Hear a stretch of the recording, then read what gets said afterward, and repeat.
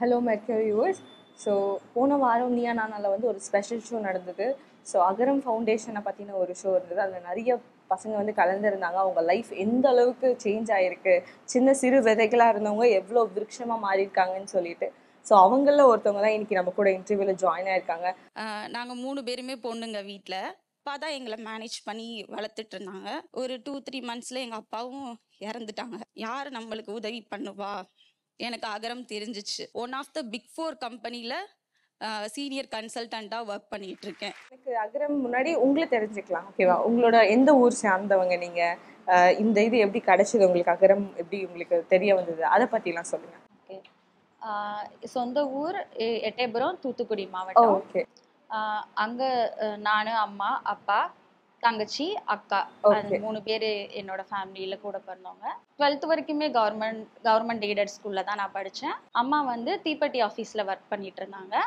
அப்பா வந்து இப்போது நம்ம ஊர் பெரிய கடையில் இருக்கிற ஜாமான்லாம் இருக்கும்ல, ஸோ ஸ்நாக்ஸ் ஆகட்டும் இல்லை வேறு ஏதாவது பொருளாகட்டும், அது எல்லாத்தையும் வந்து கிராமத்தில் இருக்கிற, ஸோ எட்டயபுரத்தை சுற்றி ஒரு 23 கிராமங்கள் கிட்ட இருக்குது.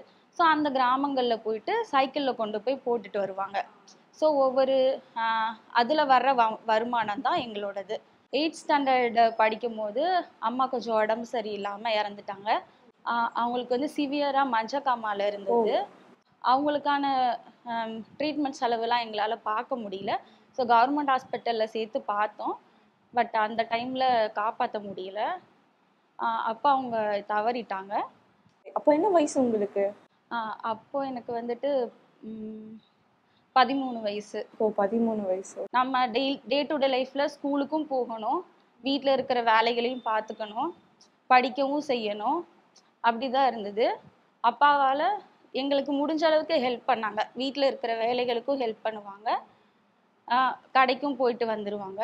முக்கியமான ஒன்றுனா சமையல் தான் வீட்டில். ஸோ அக்கா வந்து பழக ஆரம்பித்தாங்க. அதுக்கப்புறம் அக்கா 12th என்ட்ரானாங்க, நான் 9th வந்தேன். ஸோ அவங்க படிக்கணுங்கிற ஒரு விஷயத்துக்காக நான் எல்லா வேலைகளையும் பார்க்க ஆரம்பித்தேன். ஓகே. அந்த டைமில் நீங்கள் கொஞ்சம் பொறுப்பெடுத்துக்கிட்டீங்களோ? நான் 9th ஸ்டாண்டர்டில் அப்போ தான் சமையல் கற்றுக்க ஆரம்பித்து, ஸோ எல்லா வேலைகளையும் பண்ணுவேன். டெய்லி மார்னிங் சமையல் பண்ணிவிட்டு தென் ஸ்கூலுக்கு போயிட்டு வர்றது அப்படி இருந்துச்சு. 9th 10th படிக்க ஆரம்பிக்கும் போதே அப்பாவுக்கு கொஞ்சம் உடம்பு சரியில்லாம ஆக ஆரம்பிச்சது. ஓ, நீங்கள் 9th இருக்கும் போது? 9th பாதி ஆரம்பிச்சதுக்கப்புறம் நாங்கள் நினச்சோம் லேசான இருமல் சளி அப்படி தான் நினச்சிட்டு இருந்தோம். அப்பயுமே அப்பா வந்து எங்களை பார்த்துக்கிறதுல தான் ரொம்ப கரிசனையாக இருப்பாங்களே தவிர அவங்கள அந்த அளவுக்கு பார்த்துக்கிட்டதே கிடையாது. ஹாஸ்பிட்டலுக்கு போயிட்டு வர மாட்டாங்க, எதுவும் பண்ண மாட்டாங்க. அந்த சளி வந்து இருமல் எங்களுக்கு தெரியலை. அது ஒரு கட்டத்தில் வந்து அவங்களுக்கு டிபி அஃபெக்ட் ஆகிருக்குன்னு தெரிஞ்சிருச்சு.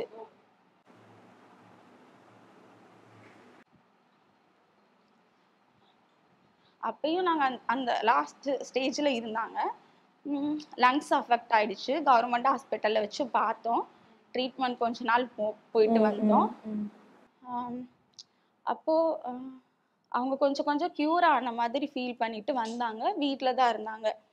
அப்போ அவங்க வேலைக்கு போக முடியாத சூழ்நிலை ஆயிடுச்சு. அகைன் வீட்டில் இருக்கிறது அப்பாவோட வருமானம் மட்டும்தான் இருந்துச்சு.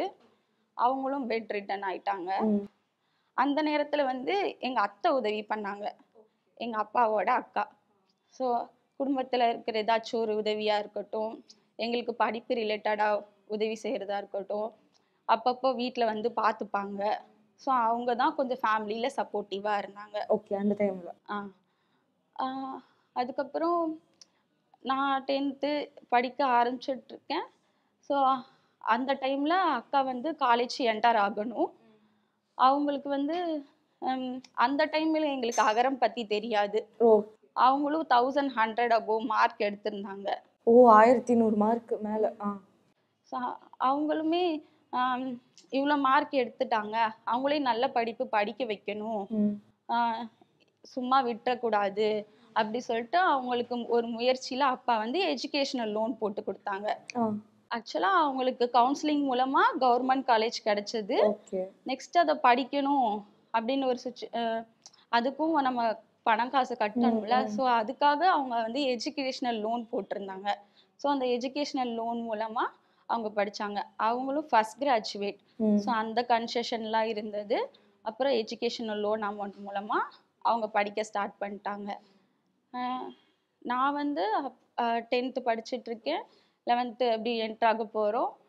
அப்பாவோட கண்டிஷன்ஸும் மோசமாக தான் இருக்குது. ஒரு சில நேரங்கள்லாம் அவங்களுக்கு ரொம்ப முடியாத பட்சத்தில் ஹாஸ்பிட்டலில் போய் சேர்ப்போம். எங்கே எங்களை விட்டு போயிடுவாங்களோன்னு ஒரு பயம் இருக்கும். அதே நேரத்தில் அவங்க ஒரு அதுல இருந்து மீண்டு வந்து எங்களுக்காக தான் இருந்தாங்க. நான் வந்துட்டு காலையில வேலைகள் எல்லாம் பண்ணிட்டு அப்பாவுக்கு கொடுக்க வேண்டிய சாப்பாடு எல்லாமே அவங்களையும் பார்த்துட்டு நானும் ஸ்கூலுக்கு போயிட்டு வந்து நைட்டு ஃபுல்லாக என்னோட ஸ்டடீஸ் கண்டினியூ பண்ணுவேன். எத்தனை மணிக்கு படிக்க ஆரம்பிப்பீங்க? நான் மேக்ஸிமம் நைட்டில் தான் படிப்பேன். ஒரு 10 to 12 படிச்சுட்டு அதுக்கப்புறம் தூங்கிடுவேன். அப்பா எங்களுக்கு அவங்களால வருமானத்தில் எங்களால் சப்போர்ட் பண்ண முடியலனாலும் வீட்டில் சப்போர்ட்டிவாக தான் இருப்பாங்க.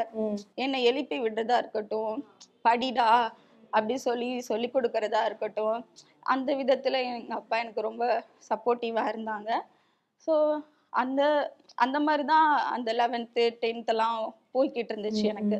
ஒரு நாள் திக்குன்னு இருக்கும்ல, அப்பாக்கு எப்போ முடியாம போவோம், ஹாஸ்பிட்டல் கூட்டு போகணும், அதெல்லாம் எப்படி இது பண்ணுவீங்க? நீங்க 2 பேர் மட்டுமே, நீங்களும் உங்க தங்கச்சியும் மட்டுமே அப்பா ஹாஸ்பிட்டல் கூட்டு போயிடுவீங்களா? பக்கத்துல சொந்தக்காரங்க இருந்தாங்க. ஸோ அவங்க உதவி மூலமா பக்கத்துல கவர்மெண்ட் ஹாஸ்பிட்டல் எங்க ஊர்லயே இருக்குது. ஸோ அப்படி போய் கூட்டிட்டு போயிட்டு வந்தோம். அதுக்கப்புறம் நான் 12th என்ட்ரு ஆகுறேன். 12th என்ட்ரு ஆகி ஒரு 3 monthsலயே அப்பா வந்து தவறிட்டாங்க. அதுக்கு மேல அவங்களால இருக்க முடியல. அவங்களோட லங்ஸ் ரொம்ப அஃபெக்ட் ஆயிடுச்சு. அந்த இருமல் சளியோட பிரச்சனை அதிகமானதுனால அவங்க இறந்துட்டாங்க. அப்போ எங்களுக்கு இருந்த எல்லா சப்போர்ட்டும் இல்லாத மாதிரி ஆயிடுச்சு. அந்த டைம்ல தான் இன்னும் நல்லா படிக்கணும், நம்ம படிச்சுட்டா நம்மளுக்கு ஒரு நல்ல வாய்ப்பு ஏதாச்சும் கிடைக்கும் அப்படிங்கிற ஒரு எண்ணம் எனக்குள்ள இருந்துச்சு. நான் 12th ஃபுல்லா கஷ்டப்பட்டு படிச்சேன். அந்த டைம்ல எங்க அத்தை கொஞ்சம் சப்போர்ட்டிவா இருந்தாங்க. நாங்க மட்டும்தான் தனியா இருந்தோம். அப்புறம் அப்பா இறந்தது அப்புறம் ஒரே வீட்டுல நீங்க உங்க தங்கச்சி மட்டும் வாழ்ந்தீங்க? ஓகே. அப்பா அத்தை வந்து அப்பப்ப பாத்துப்பாங்க, சமையல் பண்ணி கொடுப்பாங்க. அது சொந்த வீடுமா? அது வந்து தாத்தாவோட வீடு. அது காமன் தான் எல்லாருக்கும். ஸோ அந்த டைம்ல நாங்க அங்க இருந்தோம். இப்படி போயிட்டு இருந்துச்சு. 12th நான் வந்துட்டு நல்ல ஸ்கோர் பண்ணேன். 1130 எடுத்தேன். இன்ஜினியரிங் கட் ஆஃபும் நல்லா வந்துருந்துச்சு எனக்கு 195க்கு. இவ்வளோ மார்க் எடுத்துட்டேன். நெக்ஸ்ட் நான் என்ன பண்ண போறேங்கிறது எனக்கு சுத்தமா ஐடியாவே இல்லை. அவங்க வந்து 3rd year படிச்சுட்டு இருக்காங்க. நான் 12th முடிச்சுட்டு என்ன பண்றதுன்னு தெரியல. அவங்களாலேயும் எனக்கு சப்போர்ட் பண்ண முடியாது. நானும் அடுத்து என்ன பண்றதுன்னு தெரியல. ஸோ நான் நினைச்சேன், நம்ம வேலைக்கு போனாதான் அதுக்கப்புறம் நம்மளால சர்வை பண்ண முடியும், இல்லாட்டி வேற என்ன ஆப்ஷன் இருக்கு அப்படிங்கிற எனக்கு ஒரு தாட்டே வரல. ஏன்னா சுத்தமா ஒரு பிளாங்கான சுச்சுவேஷன்ல தான் இருந்தோம். அப்படி இருக்கும் போதுதான் சர்ச்சுக்கு போற தெரிஞ்ச ஒரு அத்தை வந்து எனக்கு வந்து சொன்னாங்க, இந்த மாதிரி அகரம் ஃபவுண்டேஷன் ஒண்ணு இருக்கு, நீ வந்து ஒரு லெட்டரா எழுதி போடுடா அப்படி சொல்லிட்டு அவங்க மூலியமா கிடைச்ச அந்த ஒரு இன்ஃபர்மேஷனை வச்சுதான் நான் ஒரு நம்பிக்கையில அகரம்க்கு எழுதி போட்டேன். என்ன எழுதுனீங்க அந்த லெட்டர்ல? அந்த லெட்டர்ல இந்த மாதிரி நான் 12th படிச்சிருக்கேன், நான் இவ்வளோ மார்க் வாங்கிட்டேன், ஆனா எனக்கு சப்போர்ட் பண்றதுக்கு அம்மாவும் இல்லை அப்பாவும் இல்லை, பொருளாதாரமும் எங்க கிட்ட கிடையாது, ஆனா எனக்கு படிக்கணும், அதுக்கு நீங்க உதவி பண்ணுங்கன்னு சொல்லி எழுதியிருந்தேன். அப்பவும் கிடைச்சிருமா கிடைக்காதா ஒரு பயம். ஏன்னா ரிசல்ட் வந்துருச்சு. நெக்ஸ்ட் எல்லா காலேஜ்லயும் நம்ம அப்ளிகேஷன் போடணும். நெக்ஸ்ட் போய் அந்த ஒரு ப்ராசஸை சீக்கிரமா பண்ணாதான் ஒரு காலேஜ்ல நம்மளுக்கு வேலை கிடைக்கும், இது சீட்டு கிடைக்கும் படிக்க. அப்போ ஒரு பதட்டத்திலே தான் அந்த லீவ் டேஸ்லாம் எனக்கு போய்கிட்டு இருந்துச்சு. அப்போ ஒரு நாள் அகரம்ல இருந்து எனக்கு கால் வந்துச்சு, நீங்க வந்து செலெக்ஷன் ப்ராசஸ்க்கு வாங்க அப்படி சொன்னாங்க. அப்போ ஒரு கொஞ்சம் நம்பிக்கை எனக்கு உள்ள வந்துச்சு. சரி நம்ம லெட்டர் அவங்கள போய் ரீச் ஆயிருக்கு, நம்மளை கூப்பிட்டுருக்காங்க அப்படின்னு சொல்லிட்டு முறையா அப்பதான் சென்னை வந்தோம். நானும் எங்க அக்கா, எங்க பெரியம்மா கூட. ஓகே, அக்காவும் காலேஜ்ல இருந்து லீவ் போட்டு இங்க வந்தாங்க. ஆமா. ஆ எனக்கு வந்துட்டு இது வரைக்கும் நாங்க வெளியே எந்த ஊருக்குமே போனது இல்ல. ஓகே. எங்க சொந்த ஊர்லயே தான் இருந்திருக்கோம். ஸோ சென்னைங்கிறது எங்களுக்கு தூரம் தான். தூத்துக்குடியில இருந்து சென்னைக்கு தூரமான ஊர் தான். அப்போ இங்க அகரம் மூலமா செலெக்ஷன் ப்ராசஸ் போச்சு. அகைன் வந்து அவங்க ஒரு முறை எங்க வீட்டுக்கு வந்தாங்க. ஓ, ஹவுஸ் விசிட்னு ஒண்ணு இருக்கும். அகரம் பீப்புளே வருவாங்களா? அகரம்ல இருக்கிற அண்ணா அக்கா வாலண்டியர்ஸ்ல இருக்கிறவங்க வருவாங்க. வந்து நேர்ல நம்ம சொந்த வீடோ சொந்த ஊர்ல அவங்க எப்படி இருக்காங்க, அவங்களோட நிலைமை இப்ப எப்படி இருந்துச்சு, எந்த கட்டத்துல அவங்க படிச்சு வந்திருக்காங்க அப்படிங்கிறத பார்த்துட்டு அவங்க போயிடுவாங்க. ஸோ அங்க போயிட்டு அந்த ஒரு பார்த்துட்டு போன ப்ராசஸ் வச்சு திருப்பி வந்து அகைன் எனக்கு ஒரு டைம் கால் வந்துச்சு. அப்போ கால் பண்ணி கூப்பிட்டு தான், அப்பயுமே ஏன் கூப்பிட்றாங்கன்னு எனக்கு ஐடியாவே இல்லை. ஆனா அந்த டைம்ல வந்து உனக்கு வந்துட்டு படிக்கிறதுக்கு உதவி பண்றோம், இன்ஜினியரிங் படிக்கிறியா அப்படி சொல்லி கேட்டாங்க. அப்ப எனக்கு வந்து அது ரொம்ப ஹாப்பியான மொமெண்டா இருந்துச்சு. லைக் நம்ம என்ன படிக்க போறோங்கிறதே தெரியாம யார் உதவி பண்ணுவான்னு தெரியாம இருந்த நிலைமையில தான் அப்பாடா இவ்வளவு நாள் கஷ்டப்பட்ட கஷ்டத்துக்கு நம்மளுக்கு ஒரு நல்ல சீட்டுக்கு இருக்கு, நம்ம நல்லா படிக்கணும் அப்படி சொல்லிட்டு எனக்கு தோணுச்சு. ஸோ அவங்க எனக்கு சாய்ராம் இன்ஸ்டியூட் ஆஃப் டெக்னாலஜியில் ஒரு இன்ஜினியரிங் சீட்டு கிடைச்சிது. ஸோ இன்ஜினியரிங் நான் ஜாயின் பண்ணிட்டேன். இன்ஜினியரிங் ஜாயின் பண்ணதுக்கப்புறம் அகரம் வந்து இவங்க காலேஜ் சேர்த்து விடுறது மட்டும் இல்லாமல் அந்த த்ரூ அவுட் நம்ம காலேஜ் பீரியடில் நம்மளுக்கு உறுதுணையாக தான் இருப்பாங்க. ஓகே. எப்படின்னா இப்போ நம்ம வந்து ஒவ்வொருத்தரும் கவர்மெண்ட் ஸ்கூல்ல படிச்ச பசங்களா இருப்போம், தமிழ் மீடியம் படிச்ச பசங்களா தான் இருப்போம். அப்போ காலேஜ்குள்ள என்டர் ஆகும் போது நம்மளுக்கு ஒரு பயமும் இருக்கும். ஆக்சுவலா எனக்கு வந்து ஒரு இன்சிடென்ட் சொல்ல நினைக்கிறேன். காலேஜ் சேர்ந்து ஃபர்ஸ்ட் இன்டர்னல் எக்ஸாம்ல இங்கிலீஷ்ல மட்டும் நான் ஃபெயில் ஆயிட்டேன். என்னால அதை ஏத்துக்கவே முடியல. ஏன்னா இவ்வளவு தூரம் ஸ்கூல்ல நல்ல மார்க் எடுத்திருக்கோம், நம்ம தான் ஃபர்ஸ்ட், நம்ம தான் டாப்பர் அப்படி இருந்த நிலைமையில என்னால அந்த காலேஜ்ல இருந்த இங்கிலீஷை கோப்பப் பண்ணிக்க முடியல. அப்போ அந்த ஒர்க் ஷாப்பு தான் எனக்கு வந்துட்டு இன்னும் அதிகமா உதவி பண்ணுச்சு, ஒரு உந்துதலாவும் இருந்தது.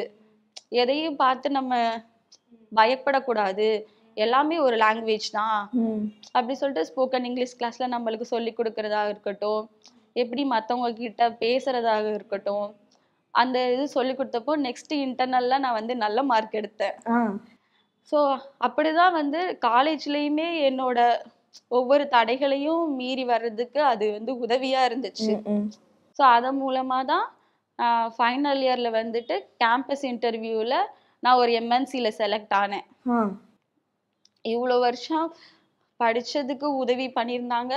ஸோ அந்த படிப்பை நான் நல்லா யூஸ் பண்ணி ஒரு நல்ல வேலைக்கும் அந்த இடத்துல செலக்ட் ஆகிறதுக்கு உதவியா இருந்துச்சு. ஓகே. ஸோ அந்த எம்என்சியில் ஒரு 4 இயர்ஸ் ஒர்க் பண்ணேன். தென் நெக்ஸ்ட் ஒரு எம்என்சியில் 1 இயர் ஒர்க் பண்ணியிருந்தேன்.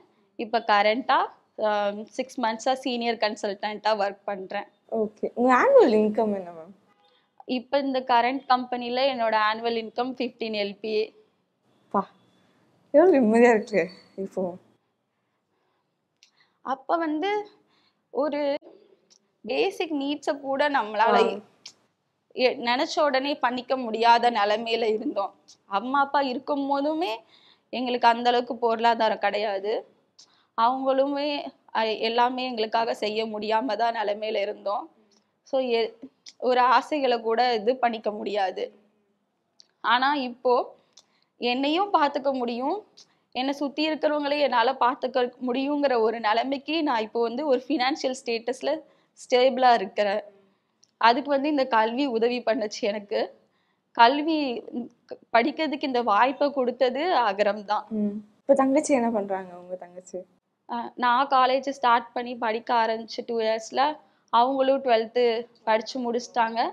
அப்போ அக்கா வந்து படிச்சு முடிச்சு அவங்களும் ஒரு எம்என்சியில் ஒர்க் பண்ண ஆரம்பிச்சாங்க. ஸோ தங்கச்சியோட படிப்பை வந்து அக்காவே பொறுப்பெடுத்துக்கிட்டாங்க. ஸோ அவங்களையுமே ஒரு இன்ஜினியரிங் காலேஜில் படிக்க வச்சாங்க. அவங்களும் அந்த 4 இயர்ஸ் ஆஃப் இன்ஜினியரிங் முடிச்சுட்டு இப்போ அவங்களும் ஒரு எம்என்சியில் ஒர்க் பண்ணுறாங்க. 3 பேருமே ஒரு நல்ல பொசிஷனில் இருக்கோம் இப்போ. அக்கா வந்து இப்போ அவங்களுக்கு கல்யாணம் ஆகி ஓ ஃபேமிலியாக இங்கே சென்னையில் தான் இருக்காங்க. கல்யாணம் எப்படி நடுவுல யார் மூலியமா பண்ணி வச்சீங்க? அக்காவுக்கு வந்துட்டு அவங்க வேலை பார்க்க ஆரம்பிச்சு அவங்களுக்கு ஒரு புரிதல் வந்ததுக்கப்புறம் அவங்க லைஃப் பார்ட்னரை சூஸ் பண்ணி அவங்க கல்யாணம் பண்ணிக்கிட்டாங்க. அவங்களோட சொந்த முயற்சியில் அவங்களே அவங்களோட கல்யாண பொறுப்புகளையும் அவங்களே பார்த்து அவங்களே தான் பண்ணிக்கிட்டாங்க. ஓகே. ஸோ அந்த தருணம்லாம் எவ்வளோ மிஸ் பண்ணியிருப்பீங்களா உங்கள் அம்மா அப்பாவை நீங்கள் 3 பேரும்? எப்பயுமே படிச்சு முடிச்சு வரும்போது கூட அந்த அளவுக்கு இல்லை. ஒரு கல்யாண ஃபங்க்ஷன் அக்காக்காக ஒன்று நடக்கும் போது அவங்க இல்லைங்கிற வருத்தம் இருக்கவே இருந்துச்சு தான். ஆனால் இவ்வளோ தடைகளையும் மீறி நம்ம ஒன்றா 3 பேர் இருக்கோம், ஒரு நல்ல நிலைமையில இருக்கோம் அப்படிங்கிற ஒரு ஆறுதல் எங்களுக்கு இருந்துச்சு. ஓ அக்கா எவ்வளோ முக்கியம் உங்கள் லைஃப்பில்? அக்காவோட ரோல் ரொம்ப பெரிய ரோல்ல. அக்கா எவ்வளோ ஸ்ட்ரென்த் கொடுத்துருக்காங்க உங்களுக்கு? அம்மா இறந்ததுக்கப்புறம் நாங்கள் 4 பேராக இருந்தோம். அவங்க ஹாஸ்டலில் இருந்தாங்க. ஒவ்வொரு நாளும் கால் பண்ணி எங்களை விசாரிக்கிறதாக இருக்கட்டும், எங்களுக்கு சப்போர்ட்டிவாக பேசுகிறதா இருக்கட்டும், எல்லாமே அவங்க வந்து முன்னெடுத்து பண்ணாங்க. இந்த மாதிரிலாம் ஃபீல் பண்ணாத, நான் உனக்காக இருக்கேன், கிரேஸ் உனக்காக இருக்கா, ஸோ நீ அந்த மாதிரி யோசிக்கக்கூடாது, உன்னை நீயே வருத்திக்காத அப்படி சொல்லிட்டு அவங்க தான் எல்லா நேரத்துலையும் எனக்கு ஆறுதலாக இருந்தாங்க. விடலை, எங்கேயுமே எங்களை தனியாக விட்டதில்லை. அவங்க ஒரு செகண்ட் மதர் தான் ஆக்சுவலாக எங்களுக்கு.